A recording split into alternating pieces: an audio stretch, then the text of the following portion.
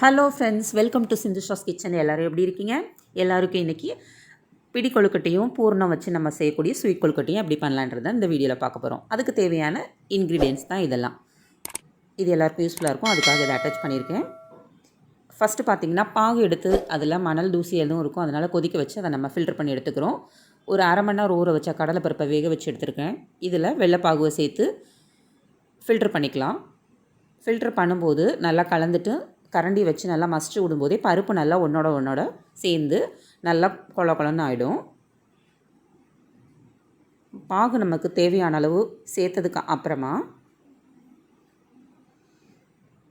இதில் கொஞ்சமாக ஏலக்காய், ஒரு 3 ஏலக்காய் நான் பொடிச்சு இது கூட சேர்த்துருக்கேன்.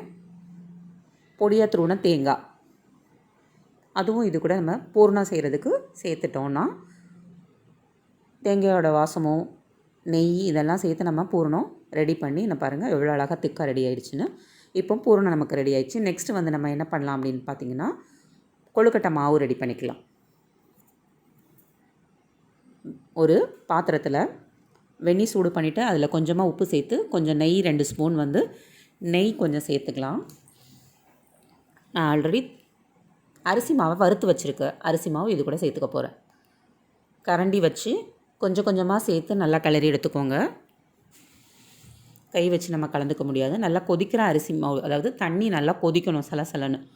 அந்த மாதிரி இருக்கும்போது நம்ம அரிசி மாவை கொஞ்சம் கொஞ்சமாக சேர்த்து ஒரு கரண்டியோ இல்லை ஒரு ஸ்பூனோ வச்சு மாவு சேர்த்து கிளறிக்கலாம். இப்போ வந்து கொஞ்சம் சூடாக இருக்குது. கொஞ்சம் ஆற வச்சதுக்கப்புறம் நம்ம கை வச்சு நல்லா ஒன்று சேர்த்து இதை பிசைஞ்சு எடுத்துக்கலாம். நெக்ஸ்ட்டு வந்து ஸ்வீட் கொழுக்கட்டை, பிடி கொழுக்கட்டைக்கு வந்து பாசிப்பருப்பு கொஞ்சம் வேக வச்சு நான் எடுத்துருக்கிறேன்.